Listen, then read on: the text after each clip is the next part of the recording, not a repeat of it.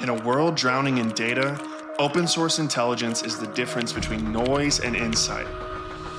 I'm Jake Creps, and this is the OSINT Podcast, unpacking the tools, tactics, and techniques that matter to the OSINT community. Whether you're tracking threats, analyzing platforms, or just trying to separate signal from noise, this is your go-to resource for all things open source intelligence. Let's get started. Hey everyone, and welcome to the 14th episode of the OSINT Podcast. I'm your host, Jake Creps. In today's episode, we are going to be covering two issues of the OSINT newsletter, issue number 97 and issue number 98. If you want to follow along, head on over to osintnewsletter.com and subscribe.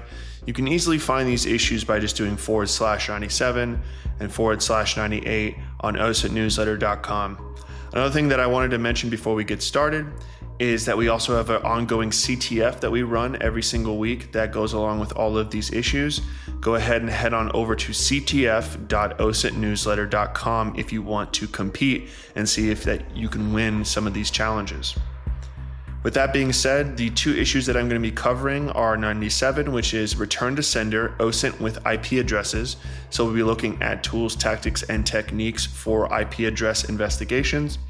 And then we'll be pivoting over to issue number 98, which is collecting information from local sources in an OSINT investigation. And this covers how to make your browser and your internet appear like you're coming from a specific location, techniques on how to gather information at scale from local sources. And then finally, which is my favorite part of this episode, is talking about Google Maps, a data type called popular times, and how to mine that information at scale to get very detailed information about a specific location, like where everyone is at any given time, and more that we're going to be discussing in issue number 98. Before we dive in, I want to make sure that you all are following along on social. You can check us out on x.com/OSINT newsletter or on LinkedIn as well. The reason why you want to follow along there is I talk a lot about concepts that are difficult to visualize in this podcast, like specific tools and techniques that are used for OSINT.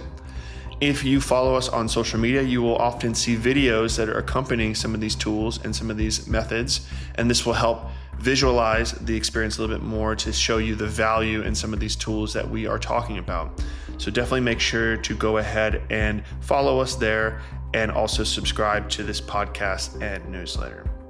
Enough of the introduction though, let's go ahead and jump right into issue number 97. Issue number 97 is a free edition of the OSINT newsletter, and in typical fashion, it's designed with the beginner investigator in mind. This issue covers a variety of topics for IP address investigations, including understanding IP addresses in general, the difference between a dynamic and a static IP address, how to investigate these IP addresses, and then a step-by-step case study on how you can try this out for yourself.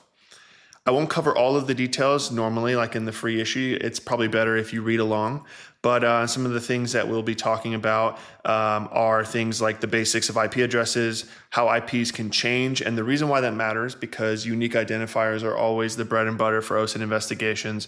We'll be talking about reverse IP lookups and different tools and methods that are available there, as well as geolocation with IP addresses. There's also a little bit in there that talks about VPNs and Tor traffic, but that's typically not super useful for beginners unless you're into an environment where you're finding a lot of this traffic coming from unknown sources. But with that in mind, let's go ahead and dive right in. So the first section just kind of defines what an IP address is. I'm not going to really talk about that in detail in the podcast for the sake of brevity, but it does talk about the difference between IPv4 and IPv6 and what you can often see out in the wild and the difference between the two of them. What I want to really focus on, though, is the difference between dynamic IP addresses and static IP addresses, and the reason why this is relevant for OSINT investigations.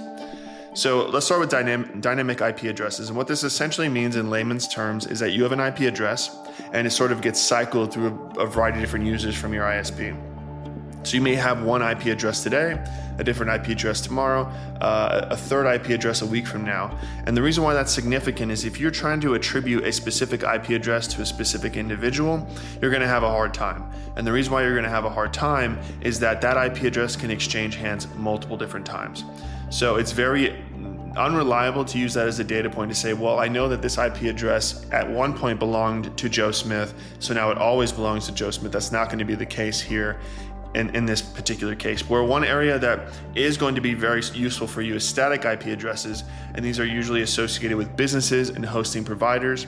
So if you're investigating businesses, corporations, things like that, things that have static IP addresses, it's a lot more reliable to be able to associate IP addresses to specific entities rather than specific individuals from a residential IP address perspective. So that's something to keep in mind before you dive into IP addresses, is don't go down this rabbit hole of trying to figure out who's behind a residential IP, because you're probably going to have a bad time. And in addition to that, because VPNs are becoming so popular in the residential market, you're likely going to run into a lot of VPN endpoints that end up pretty much obfuscating the entire investigation. So the only thing that you can essentially prove here, and the only thing you can take away, is saying that this IP address is residential, therefore it's unreliable. This IP address is a VPN, therefore it's unreliable. Or this IP address is static and it is reliable, and we can associate it to a specific entity. And that's information that you end up wanting to add into your investigative report and pass that information along.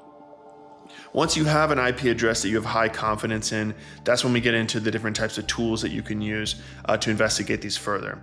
So this article talks a little bit about reverse IP lookups and the different tools that are available, things from passive DNS databases to different types of tools that are built into existing frameworks like Maltego. So definitely give that a read. There's a lot of different places to start. One of the things that it doesn't mention in this post is also looking into leak data. Oftentimes you'll be able to find IP addresses that are part of business breaches, for example, and then you'll be able to possibly even associate that IP address to a specific individual within an organization, depending on the data set that you're looking at. So definitely give that a read, and make sure that you build out a toolkit that's going to be reliable for you when it comes to doing reverse lookups of IP addresses. The next thing it talks about is geolocation, specifically with IP addresses. This is something that I really used to rely on, but I don't rely on too much anymore, just because of IP address spoofing and a variety of things that are becoming much more mainstream. But there are plenty of services out there that allow you to put in an IP address, and it gives you the general location of that IP address. If you're looking for just a starting lead to say, okay, like I'm starting with the entire planet Earth, and I want to narrow this down to a much smaller location, then go ahead and use IP geolocation. It'll at least give you the continent that you're dealing with. Maybe it'll give you the state or the province or something like that, a county, and maybe you can continue to investigate from there. But also take it with a grain of salt, because it's going to be unreliable information, or it might be based on data sets that are older. So just keep that in mind. And then lastly, the thing that it talks about is VPNs and Tor nodes. I kind of alluded to this a little bit before, where VPNs are really great for operational security and keeping your IP address hidden from anybody who's trying to collect IP addresses that are landing on a specific site. So think, you go to a very nefarious or strange site, and they're logging all the IPs, and you're using the IP address that's associated with your business or with your residential IP for that specific day, for example. That information then can be collected and associated and, attributed back to you. And that's something that you obviously want to use a VPN to protect yourself from. However, the whole idea that VPNs are going to be really help protect you online or something like that is a little bit overblown. Some of these VPN services block trackers and a variety of other cookies and things like that, but they're not an end-all be-all for quote-unquote securing yourself online. But that aside, you're going to run into a lot of VPN-generated IPs along the way when it comes to OSINT investigations. The only thing that I think would be really valuable is trying to figure out which VPN provider might be providing that IP address. And depending on what type of jurisdiction you're operating in, you can then use that information to query for information further from that provider. But if you are not in any sort of law enforcement or government capacity, you might have a tough time dealing with that, but just something to keep in mind. And then lastly, Tor nodes. This is just something that's another layer of complexity here. Oftentimes, and there's a lot of different services out there, they'll let you know if that's a Tor node. And typically what that means is that person is browsing from, using some sort of Tor browser or Tor service. And the way I like to think of it is that it's not very common that you run into a Karen at Walmart that is using a Tor browser to browse the web, if you catch what I'm saying, you're often going to be dealing with somebody who's specifically trying to obscure their connection when you're dealing with Tor nodes. So that might actually be, even though you may not be able to get an identity from that IP address or that specific node, you may be able to validate that maybe this is a person who is trying to cover their tracks, and that might actually light a red flag up for you that, hey, maybe this traffic is a little bit worth investigating further, or this behavior or series of behavior that we're seeing is worth investigating further. So that's pretty much it for that section. The last part of the newsletter for this issue sort of talks about a step-by-step process for investigating IP addresses in action, and essentially goes through a multi-step process. I won't go through all the details, but essentially identifying the owner through WHOIS databases, analyzing behavior, geolocating that IP address using reverse IP and domain checks to be able to find more information, and then looking more into behavioral context as well.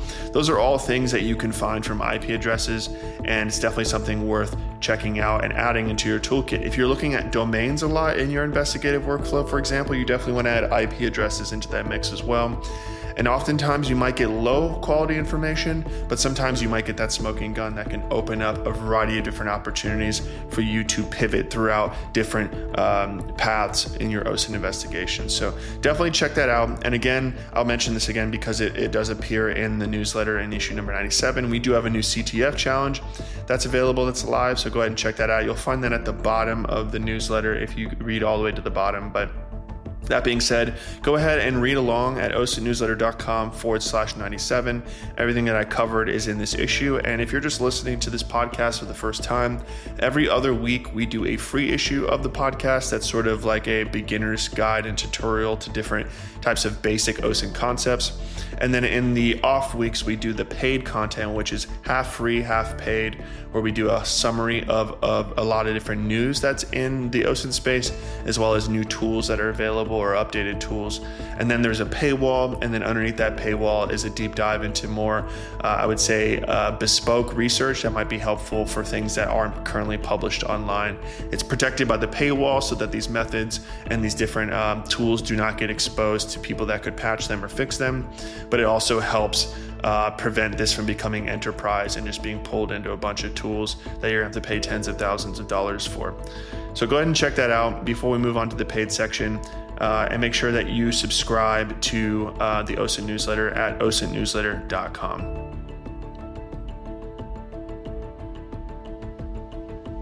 And that brings us to the paid issue of the OSINT newsletter and the last half of this episode of the podcast. And this is issue number 98. Again, this is collecting information from local sources in an OSINT investigation. That's what's underneath the paywall, but we will cover the 3 topics in the news section as well as the 3 tools in the tools section before we get into that area. Now, I will say that this week was particularly a struggle for me in collecting good news from OSINT. And there's a variety of different reasons for that. Like the typical sources that I go to that are always putting out great resources for investigators were a little bit dry this time around, and there weren't any significant news stories that I wanted to call out in this issue. But that being said, my fellow writers on Substack that across the OSINT community came in clutch here, and there were 3 different sources that I was able to find that are worth discussing. The first one that I wanted to talk about is an issue, which is issue number 8 of the OSINT Insider that's created by Aidan Rainey. His issues are always like jam-packed with tons and tons of information. There's a free version of the issue. There's also a paid version of it. But in the free issue, there's a variety of different things that are worth calling out here. There's a ton of information from OSINT News to OSINT Tools to new OSINT data sets. There's tons of stuff that's worth covering. However, I don't have enough time in the universe, I think, to be able to cover all of this in a podcast. But it's definitely worth checking out. If you like the OSINT newsletter and you're subscribed to it now, definitely check out OSINT Insider. There's a lot of very similar topic, but a lot more like words, I guess, and a lot more narrative behind it.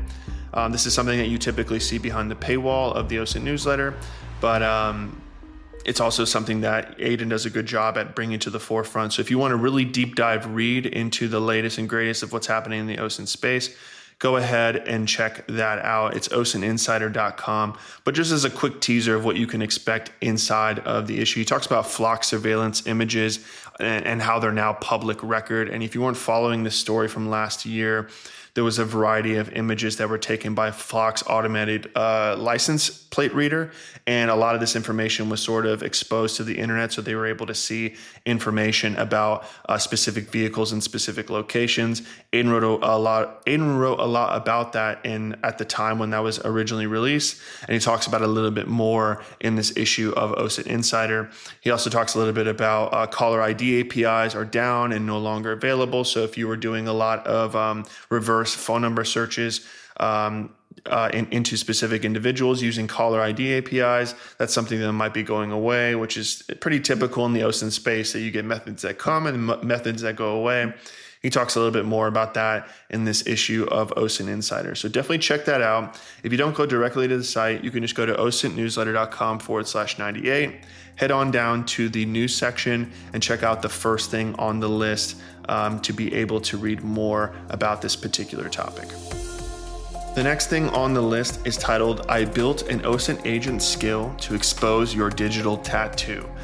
That is a very weird way of saying I built a tool that you can use to audit your OPSEC online, but also use it as a tool to investigate other people. Jokes aside though, it's a really good article that talks about a tool that this person built, and this person's name is David. And David built a tool that allows you to audit your online activity and be able to find ways for you to actually remove your presence online. One thing that he mentions here in this article that I really like is that it's not so much the content that you produce on the internet that creates a footprint, it's what happens to that content after you publish it. And he talks a little bit about how this information is archived on the Wayback Machine. It's sucked into a variety of other different databases from scraping engines all around on the web. Your face can be indexed by facial recognition engines. There's a variety of terrible things that can happen to your content once you post it. But he also says it's not, something to fear. There's ways that you can get this information off of the internet. And he built a tool. And the name of the tool, it's escaping me right now. Let me go ahead and pull it up because I do have it here. It is called OSINT AI, but it's also called OSINT Investigator. But it's the README is really solid. It's supposed to be really, really user-friendly. I did test it out, so it's very easy to use. And there's a ton of information you can find about your online presence. And like I said, it's not just about being able to audit your own OSINT or your own OPSEC footprint online. It's also about being able to investigate others as well and how to build this tool to be able to run analysis on a variety of different entities that you find online. But one thing that I really do like, and something that you don't see that often anymore, is that this article that I linked to is actually sort of like a step-by-step on how they built the tool, what their thoughts were behind building the tool, and then stepping you through the functionality of how to actually use it yourself. And this is something that used to be a lot more common in the earlier days of OSINT on social media. And what I mean by that is when I first got into OSINT and sharing in the community, let's say like 2017, 2018, something like that, there was a lot more write-ups, like technical write-ups on like, hey, I built this tool, here's why I built it, here's how it works, here's all the different services that it uses, and here's how you can use it in your own OSINT workflows. A lot of that's dried up. I think that the industry's consolidated a little bit. A lot of people are making their own OSINT tools from an enterprise perspective. Especially now with vibe coding, you can pretty much build a SaaS if you have like a pretty good, set of methods. Probably over the weekend if you knew what you were doing and knew how to do the correct prompts. And so as a result, we're not seeing a lot of this content online. However, on this Substack called the Secure Circuit, David actually writes a lot more about this online. So definitely go ahead and check it out. If you haven't already checked it out, I think it's called littlehakr.substack.com. You can also just search for the Secure Circuit, and you should be able to find this. But if you don't want to go directly to the site, once again, you can head on over to OSINT Newsletter /98. Go on down to the news section. It's the second one on the list. Again, it's called I Built an OSINT Agent Skill to Expose Your Digital Tattoo. The last thing in the news section is titled AI for OSINT Investigations, Turning Data Chaos into Intelligence. And this is a pretty cool article because it highlights what I've been saying for a long time, which is that these generic AI assistants, think your ChatGPTs, your Geminis, your Llamas, your Claudes, whatever they may be, they're very good at generic tasks, but they're really bad at very specific tasks. And when it comes to OSINT investigations, the reason why they're bad is because they like to please you. And even if they don't have the correct information, they will just tell you things to be able to complete the task. And as a result, they become very unreliable, or they create additional work for analysts because they have to do a ton of verification. It's like the old joke about not being able to use Wikipedia sources in like as a credible source on like a research paper. AI is like that at scale. You can get anything you want. People can put whatever they want in there. You can get any sort of result, but it's very difficult to validate. And you may actually do more work verifying the information than you would just finding the information yourself. But the one caveat from that is that I think that these OSINT services, or these AI services within OSINT tools, can actually be very reliable and really helpful. And what I mean by that is, let's say you're in Maltego and you have a ton of verified, valid data points that are in your graph. You're investigating, you're using the onboard transforms, maybe you have some premium transforms, you're really digging into the data further. You can leverage AI tools within Maltego, for example, to be able to investigate or answer questions about the data that you've already pulled in, and exclusively just the data that you've pulled in, rather than the entire World Wide Web. And we're seeing these AI agents appear all over the place in enterprise tooling, because especially for services that deal with very large data lakes of information, let's say like you have a Flashpoint or a Recorded Future or like any of these massive web scrapers, the biggest problem that you typically run into is a search problem. You're like, hey, I have all this data, but I can't find what I'm looking for. Or I have all this information graphed and I can't answer questions about it because there's just too much information everywhere. So being able to use these AI assistants to be able to answer questions about specific data sets that are very narrow in scope is actually very helpful. It can get you answers to questions in your investigation very quickly. And there's going to be a lot less room for false positives versus asking open-ended questions to AI that has open access to the World Wide Web. So this article writes a little bit about that, and I agree with it in general.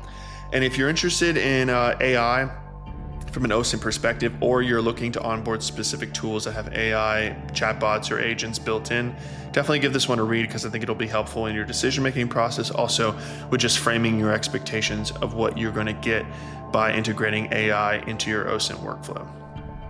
But that's it for the news section.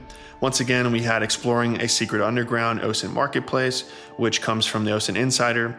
We had I Built an OSINT Agent Skill to Expose Your Digital Tattoo, that comes from the Secure Circuit. And then finally, AI for OSINT Investigations, Turning Data Chaos into Intelligence from Project OSINT. So go ahead and head on over osintnewsletter.com/98, head on to the news section and review these three things, because I think this is a pretty good around the world for all that's out available for Substack publications for this week. Hopefully we get some new content that's coming in a couple weeks from now to see if we can get you some new case studies, some new investigative guides, or anything that's going to be really helpful for your workflows and for your TTPs. But with that being said, we're going to dive on into the tool section. There's three different tools I want to cover. One of them is going to be geolocation based. The other one's going to be social media based. And then the last one is going to be also geolocation based, but with a narrow focus on maritime and aviation, among other geospatial tooling options.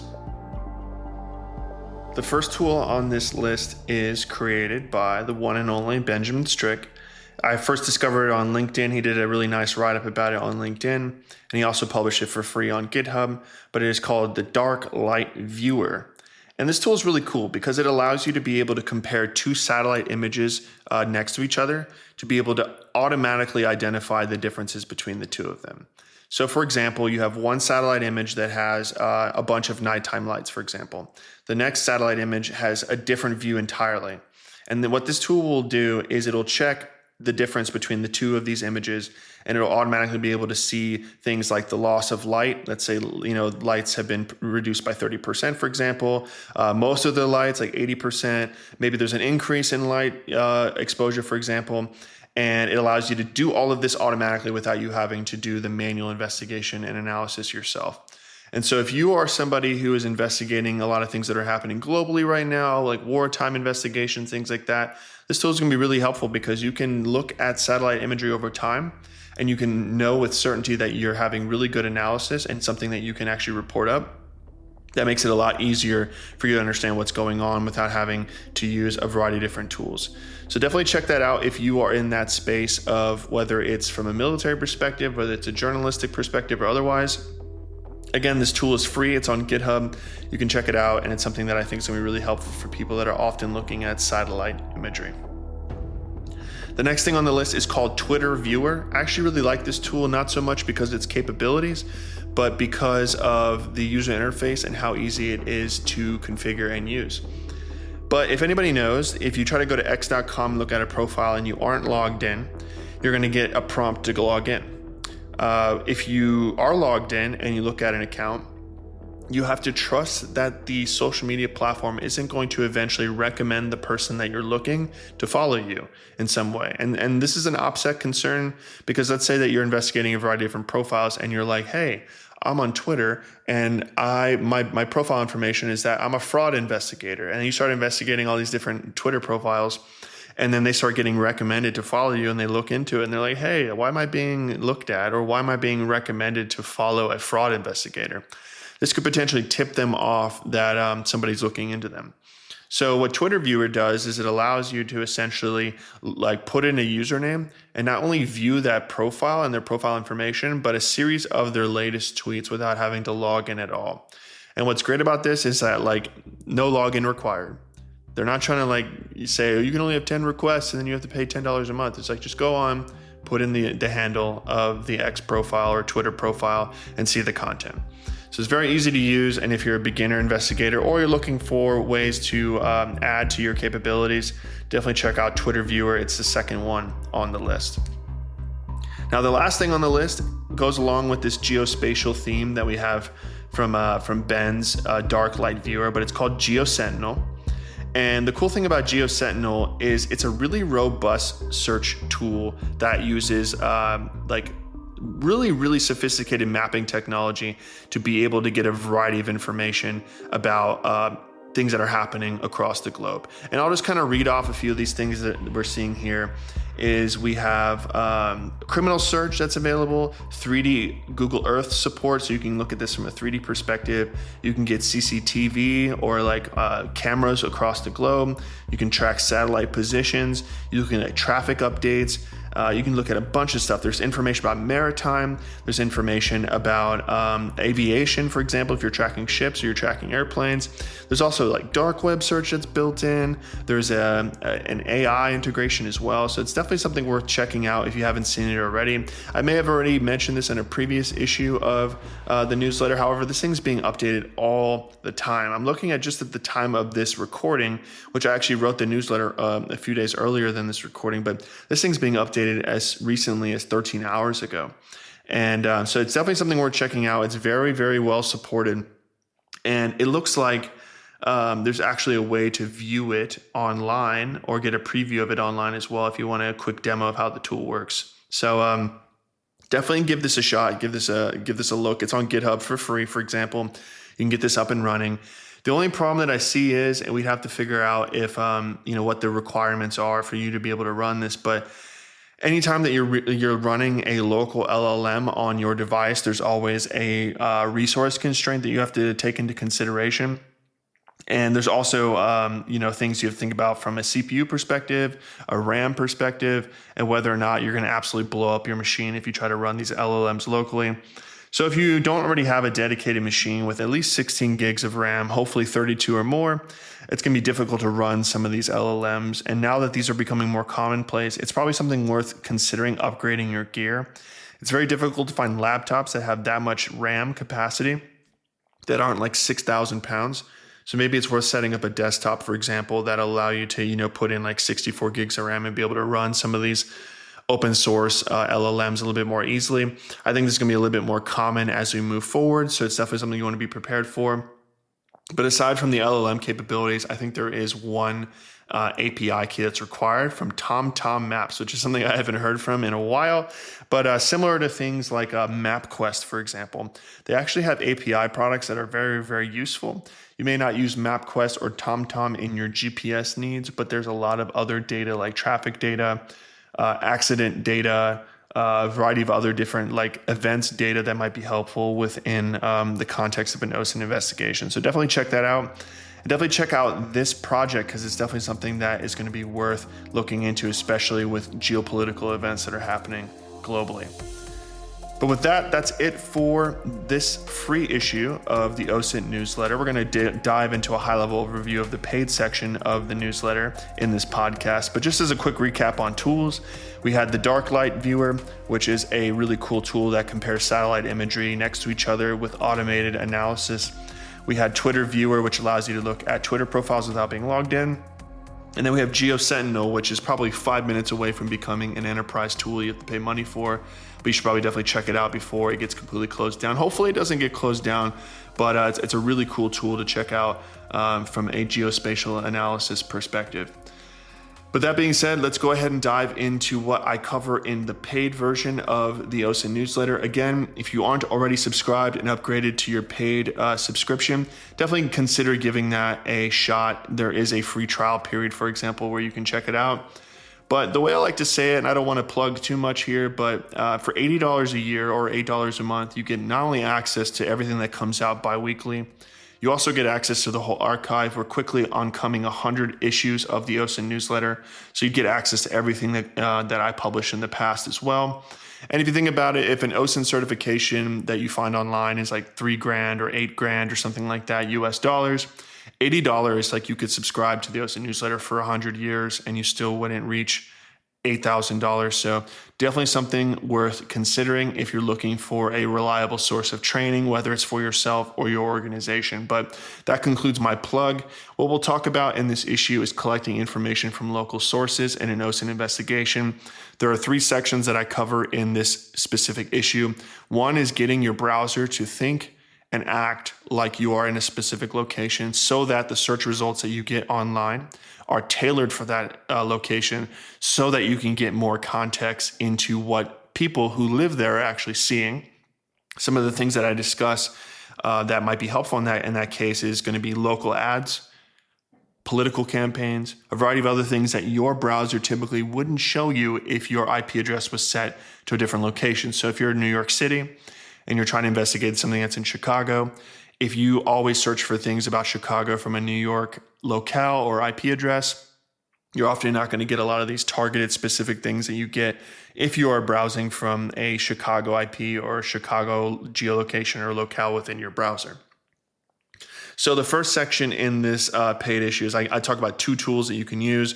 One is obviously a VPN. I give my VPN recommendation for what I use. The only reason why I use this VPN is I got a lifetime deal like a decade ago, so I haven't paid for it in about 10 years. But I also talk about a browser cloaking tool that you can use that will change your browser location to somewhere else.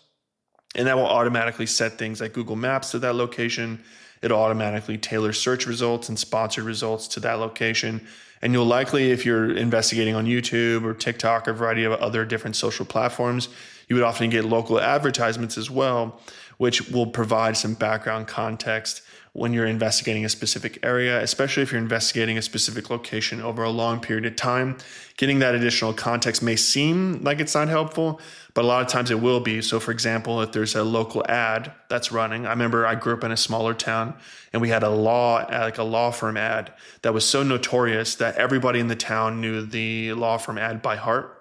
But if you were not in that town and you were trying to understand what the fuss was all about with these slogans I see online everywhere, you wouldn't know that they came from a law firm ad, and you'd be missing that context. And as a result, you might be chasing down this weird linguistic rabbit hole forever, only to realize it was an ad that played 10 years ago every 5 minutes for 4 years. So sometimes getting that local context is going to be helpful, especially, like I said, something that you're investigating over a long period of time. So the first section sort of talks about how to set that up, the tools that I use to configure that, and once again, why it's valuable. I reiterate that there. Then I talk about aggregating information about local sources automatically. So your browser's already set up to mimic a specific location. Your VPN's already set to a specific IP address. Now you want to get a bunch of news information, whether that's from news publications, from government sources, or from social media. I talk about that. I talk about ways to find local publications, because what you're trying to avoid is like federal or global news reporting about a specific location, because what they're typically doing is they're just parroting stuff from local news channels, or they're aggregating stuff from online. But the unique sort of context that you're missing is often coming from these local sources. And I talk about a tool that you can use to find those local sources. And then I talk about how you can turn those sources into alerting-based information feeds and the different tools that are associated with that. I also talk about government sites and how you can use this exact same method of finding government sites that are local, finding the news updates within those government sites or the publications that they release regularly, whether that's from like town hall meetings or whatever, aggregating all that information and putting that into the same data source that you're using to be able to aggregate all this information together. Finally, I talk about how you can use all of this in addition to tools like Google Alerts or maybe some paid alerting services to sort of create one sort of singular data feed. How you can pipe those data feeds into a tool like InnoReader, which then has an API that you can use as a single API, and you can plug that all into some custom tooling. And what I really try to reiterate here in this section is that a lot of times the big challenge that you have from a data collection perspective is you have all these different sources and you want to get them all into a single place, like a case management tool, a reporting dashboard, something like that. And it's really difficult to build all of the infrastructure that you need to pull all these different sources together and be able to pipe them into a single source of truth, a single pane of glass for you to investigate from. And what I really outline here is how you can do this for very cheaply with very little amounts of work. And essentially what you're doing is you're aggregating all of these different RSS feeds.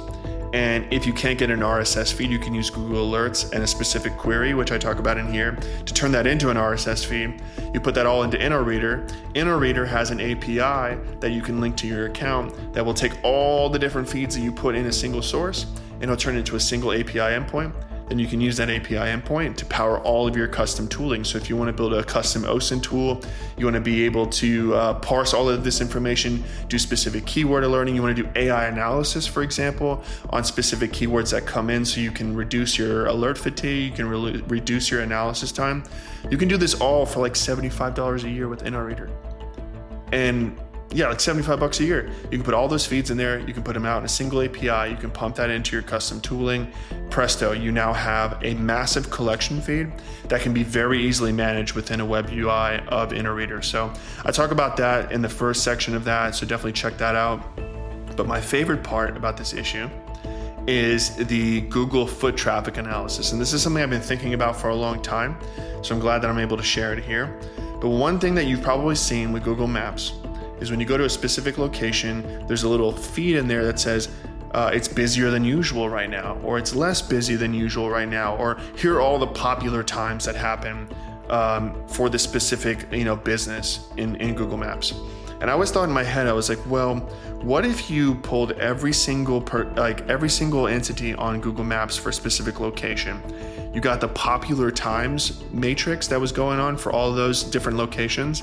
And then you were able to sort of figure out where everyone is in the city based on those popular times. So let me re-explain this. Like, let's say that you have 5 restaurants. There's one on each corner of the city. And you find, based on aggregating all this data, that it's very, very busy in 2 of those restaurants, but very not busy in these other 3 restaurants. If you did this at scale, instead of just 5 restaurants, let's call it 500 businesses, you'd be able to pretty much assess that everybody in the city, or a good chunk of the people in the city, are in this specific area because it's very busy, let's say in the northeastern side of the city right now, and it's not so busy everywhere else, and that's unusual. And if you're able to aggregate this data at scale and analyze it on a daily basis, you'd be able to find insights into specific locations that would not be visible through news reporting or social media reporting or et cetera. So you might be able to say, why is everybody in the northeastern side of the city right now? What's going on?